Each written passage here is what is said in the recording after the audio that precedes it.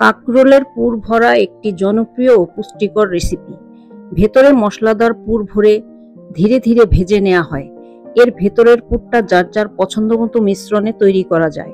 আসসালামু আলাইকুম দর্শক, আমার আজকের রেসিপি পুর ভরা কাকরোল। চলুন দেখে নেওয়া যাক পুরটা কি দিয়ে তৈরি করব।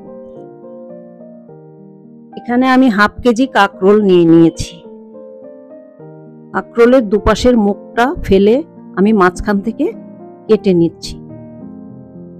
কাটার পরে পানিতে অল্প লবণ দিয়ে আমি কাকরোলগুলোকে ৩-৪ মিনিট সেদ্ধ করে নেব। এখন আমি একটা ব্যাটার তৈরি করে নেব। ২ টেবিল চামচ চালের গুঁড়া, ৩ টেবিল চামচ বেসন দেব,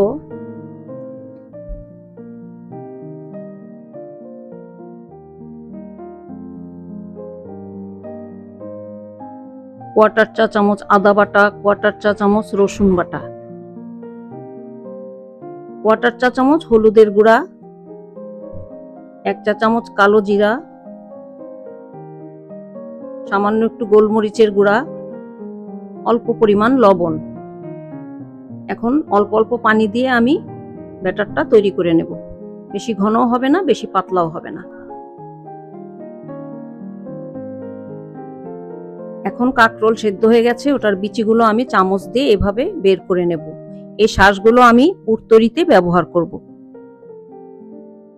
চলে আসলাম পুর তৈরিতে। প্যানে আমি ৩ টেবিল চামচের মতো তেল দিয়ে দিলাম। ৩টা পেঁয়াজ কুচি দিয়ে দেব।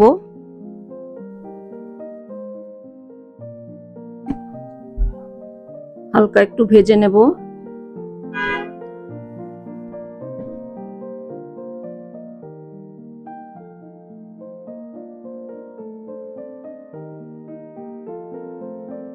সর্ষে বাটা দিয়ে দিলাম ২ চা চামচ, রসুন বাটা হাফ চা চামচ, আদা বাটা হাফ চা চামচ। ভালো করে একটু মিশিয়ে নেব।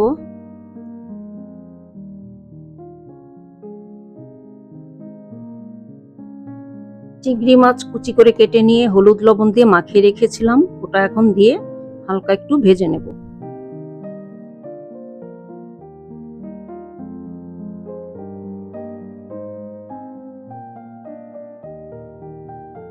সামান্য একটু পানি দিয়ে মশলাটা কষিয়ে নেব।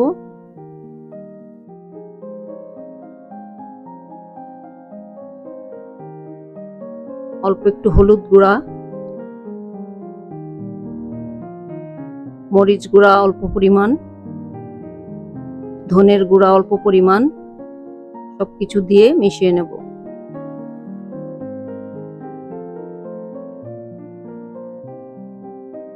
পরিমাণ মতো লবণ,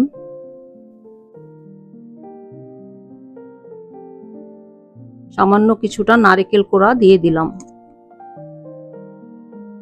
কাঁচামরিচ কুচি ৪-৫টা, কাকরোলের ভিতরের শাঁসটা এখন দিয়ে দিলাম।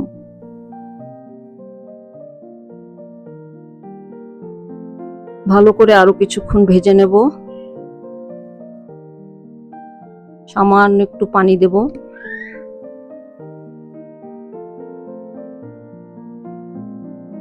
পানিটা দিয়ে নেড়েচেড়ে মিশিয়ে আমি ৫ মিনিটের জন্য ঢাকনা দিয়ে ঢেকে দেব। ফিরে আসলাম ৫ মিনিট পর। অল্প একটু গোলমরিচের গুঁড়া দিলাম, ধনেপাতা কুচি।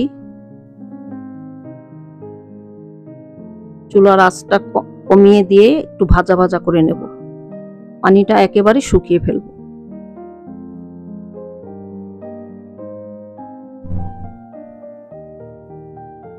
পুরটা আমার হয়ে গেছে, এখন একটু ঠান্ডা করে নেব। পুরটা ঠান্ডা করে নিয়েছি। এখন কাকরোলের ভিতর আমি এভাবে চামচ দিয়ে ভরে দেব।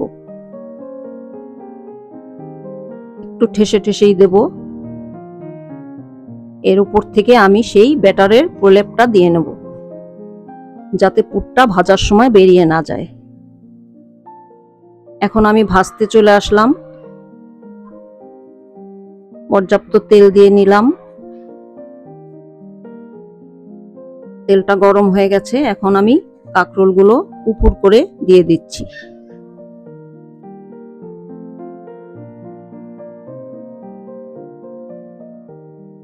চুলার আঁচটা মিডিয়াম টু লোতে রেখে ভাজবো। 2 মিনিট পরে আমি একটু উল্টে দিলাম। এই পাশটা 1 মিনিট ভাজবো, আবার উল্টে দেব। যেহেতু কাঁকরোলটা আমার সেদ্ধ করে নেওয়া আছে, খুব বেশি সময় লাগবে না। কাঁকরোলটা আমি এখন আবার উল্টে দেব।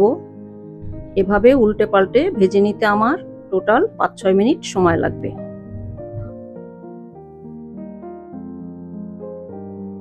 কাঁকরোলটা আমার ভাজা হয়ে গেছে। হয়ে গেল আমার পুর ভরা কাঁকরোল ভাজাটা। গরম গরম পরিবেশন করুন। একবার খেলে বারবার খেতে মন চাইবে। বাসায় ট্রাই করে দেখবেন কেমন। সবাই ভালো থাকবেন। আল্লাহ হাফেজ।